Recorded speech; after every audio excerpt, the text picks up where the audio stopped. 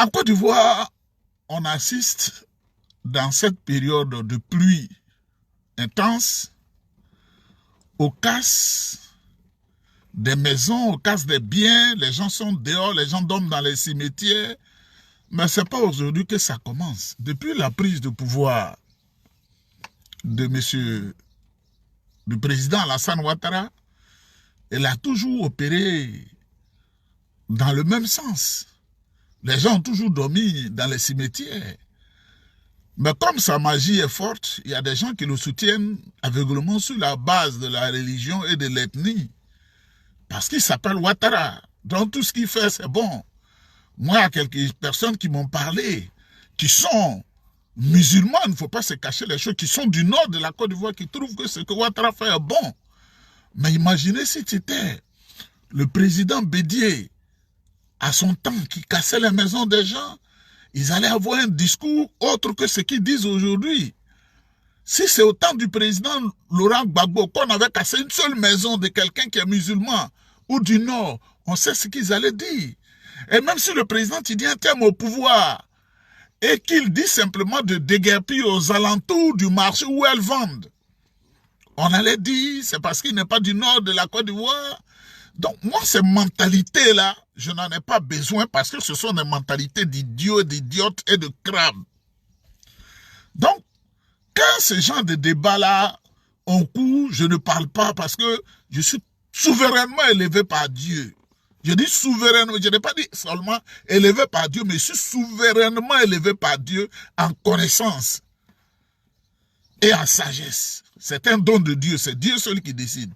Donc si tu ne comprends pas ce qui se passe, moi, ce n'est pas mon problème. Je vois un débat, ce n'est pas le gouvernement, c'est le gouvernement, ce n'est pas Ado, c'est Nina Keïta, ce n'est pas Diomaye Fagondo, ce n'est pas Siseba Congo. Est-ce que les Ivoiriens, les Ivoiriennes ne sont pas des chiens même et des chiennes? Je vous dis ça. Moi, je viens regarder mon football à l'aise. Je suis déjà même en culotte, à l'aise, bien à l'aise. Mon sac derrière mon dos. Je suis très pleinement à l'aise. Un peu d'argent pour bien vivre, dormir à l'hôtel, voir le football de visu de mes yeux. Et puis après, je retourne. C'est pas vous qui allez chercher le visa jusqu'à puis on dit on vous retourne. Mon passeport, présentation de mon passeport net, je passe. Donc, qu'est-ce que je peux chercher mieux? En Côte d'Ivoire, nul n'a le droit de se faire justice. Parce qu'on pense que c'est un pays civilisé. En Côte d'Ivoire, quand tu as des problèmes, il ne faut pas te faire justice. Tu te fies à la loi. Tu te fies aux tribunaux. Et les tribunaux confient ton dossier à un juge ou à des juges qui décident si tu as raison ou tu n'as pas raison. Maintenant, si tu es dans un litige foncier, par exemple, pour ceux qui ne comprennent pas, les litiges de terrain, les litiges de maison, et qu'on te donne raison, tu ne vas pas te faire justice toi-même. Le tribunal te dit, l'espace t'appartient. L'espace qu'ils ont occupé illégalement, c'est-à-dire l'espace qui n'est pas pour les autres, qu'ils ont pris dans ta main, ils ont volé là. Le tribunal dit, toi, tu as raison de récupérer ton espace. Mais toi-même, tu ne prends pas un fusil, tu ne prends pas une machette, tu ne vas pas pour te plaindre de ce qui se passe. Le document que tu as là, pourquoi qu'il soit exécutoire, c'est-à-dire pour que ça se fasse, tu prends le document, tu vas au parquet où règne le procureur de la République, en l'espèce Koné Drama, tu remets au procureur ton document et ses services, et le procureur lit ton document, il dit, la terre qu'ils t'ont arrachée, on doit te rétrocéder ça. C'est-à-dire, on doit te redonner ta terre. Mais pour te donner ta terre, ceux qui l'occupent, on doit casser leur maison. C'est pas toi qui casses les maisons. Les services du procureur, quand le procureur connaît Drama ou Bama ou Nyarama qui est là-bas à Abidjan, a lu le document, c'est lui qui envoie une partie de ce document au préfet de police, à Abidjan, là, au préfet de police. Et le préfet de police, qui ne va pas sortir de son bureau pour aller exécuter le document qu'il a reçu des mains du procureur, il délègue la force publique. La force publique, là, c'est pas dit que c'est une force qui est là et puis on l'utilise comme on veut. Les policiers, la gendarmerie, mais en l'état, à l'espèce, c'est la police.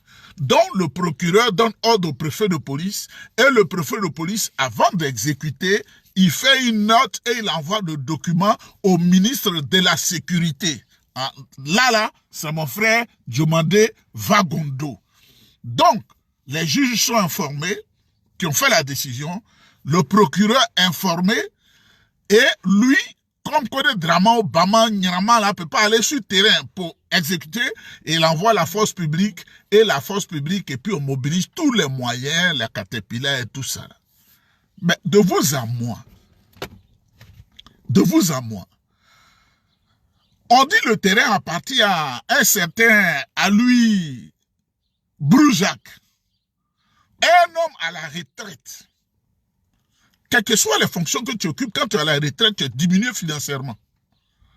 Lui, on parle de 90 poclins qui sont allés casser les 34 hectares à Koumassi, campement.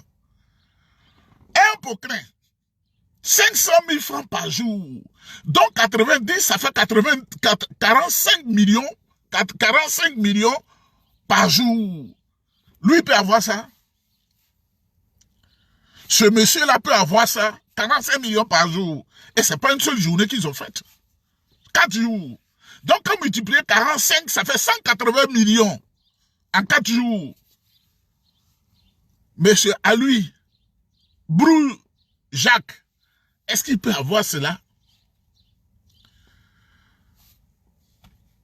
Mais quand je tiens compte de la confession de monsieur à lui, Broujac, tout est clair. Je vais aller doucement. Tout est clair.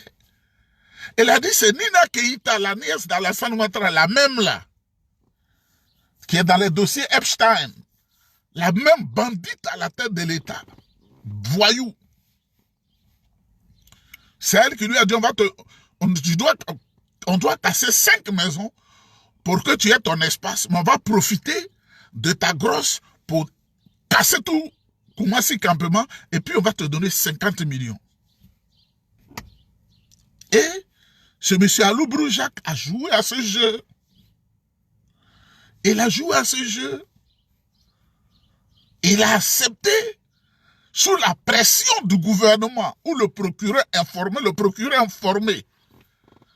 On ne déplace pas les policiers là. À lui, Broujac, à lui seul ne peut pas mobiliser plus de 20 policiers sans que l'administration ne soit informée. Surtout qu'aujourd'hui, en Côte d'Ivoire, l'État est bien placé pour vous dire, ils sont regardants sur même les déplacements. Quand les gendarmes doivent se déplacer, 10 doivent se déplacer dans un véhicule militaire d'une zone à une autre, il y a un document qu'on fait. C'est ça l'armée. Quand la police là, on doit déplacer un cargo, il y a un document qui se fait. Parce que quand tu n'es pas dedans, tu sais, ils tout est millimétré. Le commissaire qui leur donne l'ordre de quitter Yopougon pour aller à Port-Boué, ils vont faire quoi? Il y a des registres de transmission. Donc quand les policiers quittent la préfecture de police pour aller à Koumassi, en grand nombre, tout ce qu'ils doivent faire, tout est mentionné, le ministre de l'Intérieur est informé, et tout ce qu'il dit sur la radio de transmission qu'on appelle la radio Minos. Vous savez, j'ai fait certaines choses pour l'État, alors que je ne suis pas policier, ni gendarme, ni policier. Sous le président Fauboigné, sous le président Bédier. Donc, leur organisation, là, je connais ça. C'est pourquoi ils ont voulu me donner de faire la formation de commissaire de police. C'est moi-même qui ai refusé parce que je voulais étudier encore. C'était un bon métier, mais je dis non, je ne veux pas. J'avais aussi peur des armes. Parce que je ne suis pas capable d'attraper un policier. Donc, ce qui se passe à Abidjan, Tene Biraïma Ouattara informé, Madame Ouattara informé, Alassane Ouattara informé, le procureur de la République informé, Nina Péou informé, Tene Biraïma Ouattara informé, et Cissé Bakongo est l'exécutant de tout le système.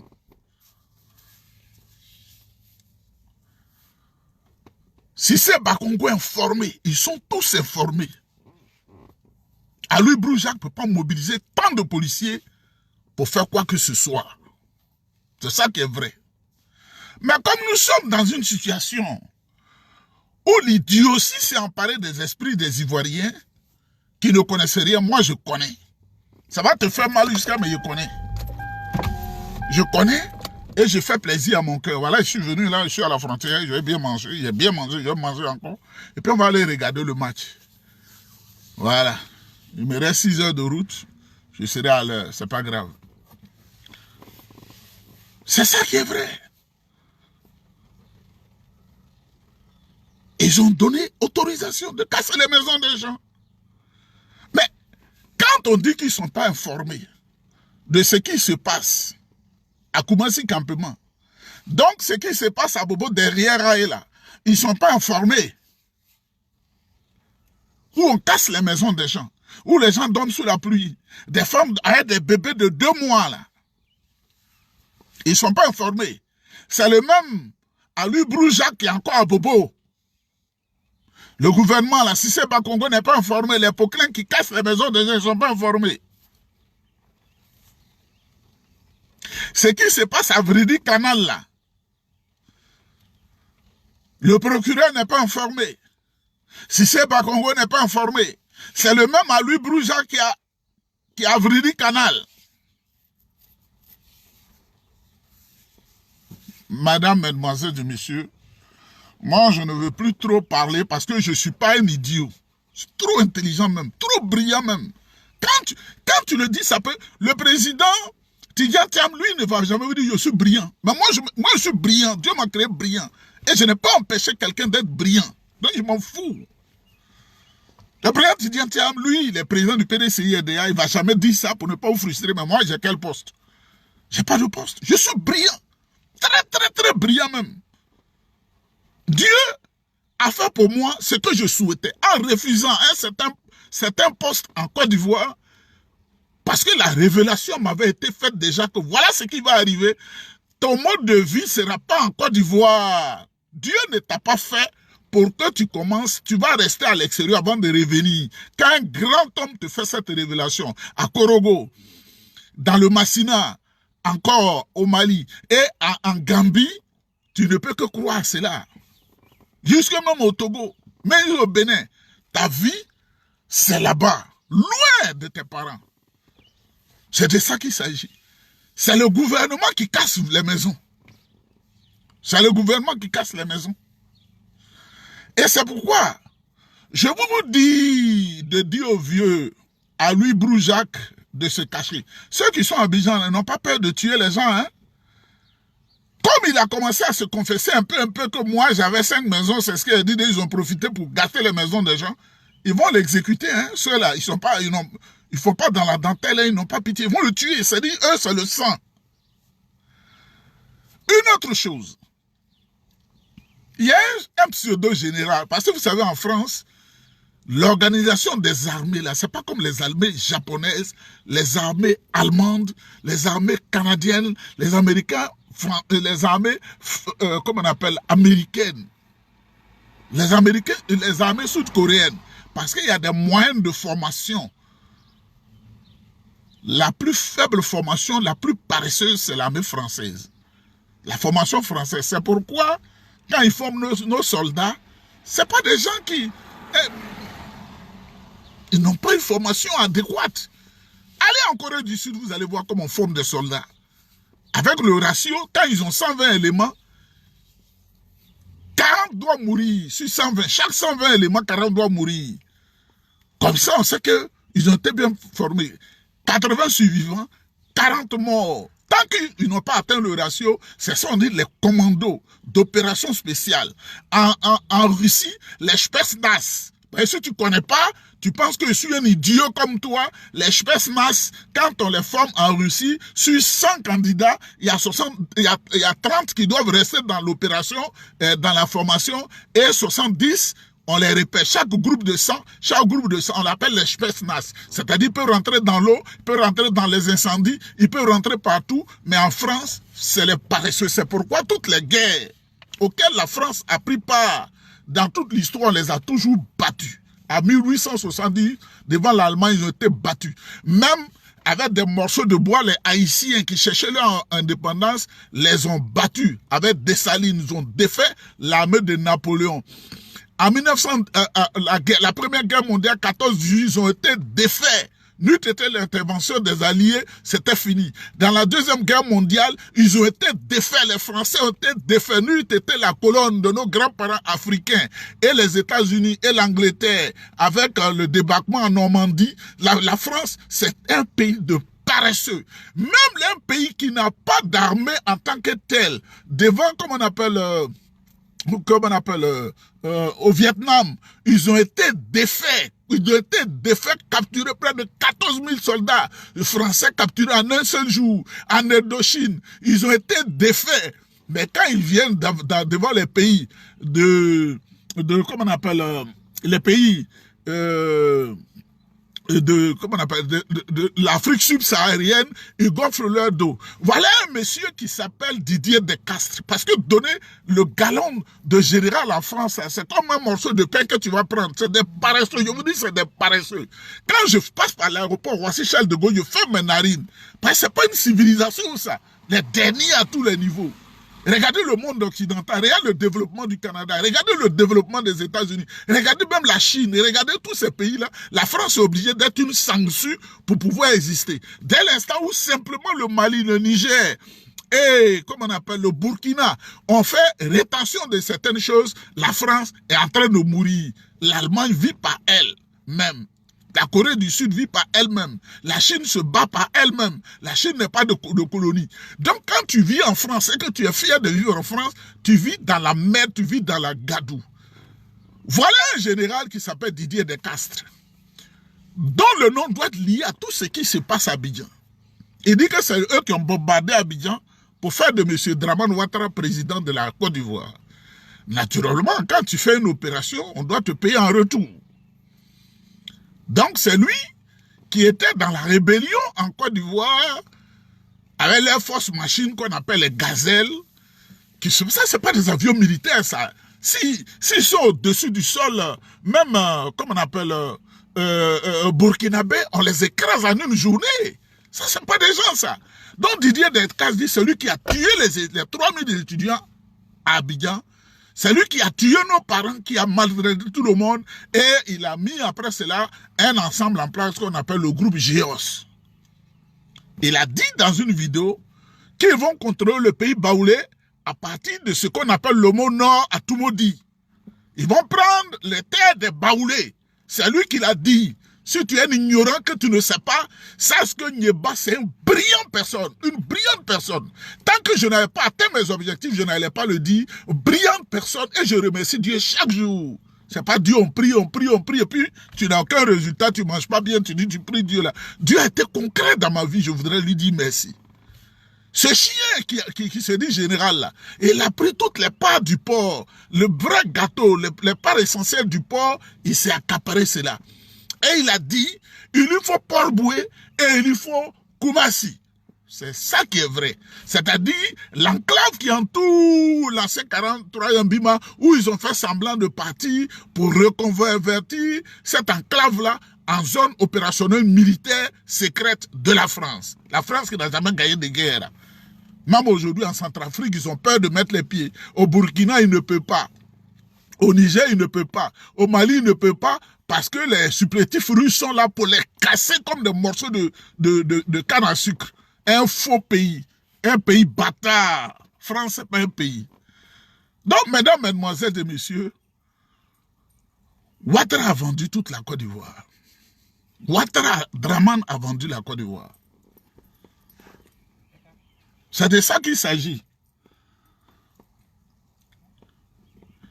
Il a vendu la Côte d'Ivoire. Parce que les élections de 2010, là, Ouattara n'a pas gagné les élections de 2010-2011. Hein. Ils ont passé un deal avec lui. Et c'est dans ce deal-là qu'il a tué tout le monde. Je vais vous donner un exemple.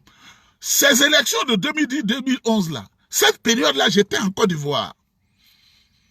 Et déjà, j'avais dit que mon parti, le PDCI, ne devait pas s'allier au RDR. Je n'étais pas d'accord. Ils ont mis ma tête à prix. Vous savez pourquoi? Ce chien de Venance qu'on a là, pendant la campagne, j'ai pondu un document dans lequel j'ai expliqué que l'avion, le petit avion qu'on appelle les Peepers, le Peeper que Alassane Ouattara utilise pour se pavaner dans le ciel ivoirien, c'est un petit avion qui appartient à Victor Boots, qui est grand trafiquant de drogue à l'international. C'est un Thaïlandais. Je l'avais déjà dit. Et j'ai reçu les menaces graves de Venance Kona parce qu'il était dans la fièvre de l'alliance du PDCI-RDA avec le RDR. Quelqu'un qui vous a chassé du pouvoir d'État, vous pensez qu'il peut se discipliner pour vous faire plaisir? Je l'avais déjà dit. Ils ont mis ma tête à prix, mais ils ne savent pas que je suis un stratège. Un homme qui sait faire les choses. Et Venance Kona ne s'est pas attardé d'écrire une réponse directe à ma personne et m'appeler pour me menacer au téléphone. C'est Nyeba, non? Je dis oui, c'est lui. Tu es FPI maintenant. Il dit, je ne suis pas FPI, mais votre alliance, je ne suis pas d'accord avec. Il a promis la mort. Quand ils sont allés à l'hôtel du Golfe, ils ont fait le complot, il faut décapiter Nyeba. Et que le coup de fil est venu là-bas, parce que je suis partout. J'ai dit, messieurs, là, ils perdent leur temps. Je quitte le pays, je m'en vais. C'est ça. Vous comprenez? Donc, le président Gbagbo allait s'allier à Ouattara en lui permettant d'être candidat à l'élection présidentielle. Quand tu es PPACI, là, tu dois dire félicitations à Gbagbo qu'il a fait. Le président Bédié dit qu'il allait faire alliance de RHDP avec Ouattara. Ouattara est venu au pouvoir. Il a construit un pont, on lui a donné non. Il faut dire la vérité. Quand tu es PDCI, tu dois applaudir le président Bédié. Tu as bien fait. Tu as bien laissé les Ivoiriens dans de bonnes conditions aujourd'hui. Et Ouattara a profité de la naïveté du président Bédié, de la naïveté du président Laurent Gbagbo. Et voilà la Côte d'Ivoire en train de souffrir. Parce que ce sont les deux-là qui ont manipulé les Ivoiriens pour les vendre aux mains de Ouattara, qui Ouattara à son tour a vendu la Côte d'Ivoire. Quand je parle, on dit, tu ne viendras pas en Côte d'Ivoire. Vous pensez que la Côte d'Ivoire est belle? Vous pensez que la Côte d'Ivoire est belle? Vous pensez que la Côte d'Ivoire est belle? Même tu es en Côte d'Ivoire, on est en train de jouer au Ghana, tu ne peux pas prendre ta voiture facilement, le carburant, le prix du alors qu'on produit le carburant, hein, le prix là, tu ne peux pas aller au Ghana ou au Nigeria ou au Togo ou je ne sais pas où là. Mais voilà, je suis à la frontière, je vais regarder le match, mon cœur plein comme ça, et mon portefeuille plein aux as, et je retourne paisiblement pour oublier mes soucis. Donc, les Ivoiriens, réglez vos problèmes, c'est pas, oui, tu ne dis rien, tu ne dis rien. Tout est faux en Côte d'Ivoire, tout est business en Côte d'Ivoire, tout est faux, tout est sur la base ethnique. Chacun soutient celui qui est de son ethnie, chacun soutient celui qui est dans sa religion, chacun soutient celui qui est de sa région. Donc, il faut regarder. Il faut vous regarder. Moi, je n'ai pas cette éducation-là. Je m'en fous de l'ethnie de quelqu'un. C'est la valeur qui est en lui, là. Mais je comprends, les gens ne sont pas allés à l'école, les gens, c'est leur nourriture principale, c'est le garba. Donc, il ne peut pas comprendre qu'au-delà de tout ça, là, l'ethnie n'est rien. C'est comme si vous êtes allé les Blancs, et puis les Blancs tenaient compte de votre peau. Moi, ils disent d'ailleurs que je suis un Indien, les Blancs disent que je suis un Indien. Mais je ne le suis pas. Je suis d'origine africaine, mais je suis albinos. Je suis rouquin. Donc, je vous comprends, mais votre souffrance là, c'est vos aînés qui ont préparé ça, c'est le président Bédié qui a préparé ça. Vos souffrances là, c'est le président Laurent Gbagbo qui est là encore, qui a préparé ça. Il est venu, il ne peut pas parler à Ouattara parce qu'on lui a fait un bon rappel, il vit, il est à l'aise. Mais vous êtes dans les ethnies, et tant qu'ils savent que vous êtes dans ça là, vous allez souffrir. Quand tu es PPACI, tu vois la Côte d'Ivoire sous l'angle du PPACI. Quand tu es PDCI, tu vois le pays sous l'angle du PDCI. Quand tu es FPI, tu vois, il n'y a pas une vision globale, il n'y a pas une vision nationale. Quand tu es du Nord, tu vois la Côte d'Ivoire sous l'angle, sous le prisme du Nord. Quand tu es du Sud, ton œil tourne vers le Sud avant de juger. Quand tu es du Centre, tes yeux deviennent bleus avant de juger. Quand tu es de l'Ouest, tes yeux deviennent violets avant de juger. Quand tu es de l'Est, tu as une manière de juger. Comment? Où allons-nous arriver avec ça? Où allons-nous arriver avec ça? Moi, je connais des gens qui étaient contents parce qu'ils ont attrapé le président Gbagbo, ils l'ont emmené à La Haye. Simplement sur la base ethnique. Il ne lui reprochait rien. Je connais des gens, quand le président Bédi est mort dans des conditions bizarres, qui nous ont déchiré le cœur, ils étaient contents simplement sur la base ethnique. Qu'est-ce qu'on peut faire avec tout cela? Qu'est-ce qu'on peut faire? On ne peut rien faire.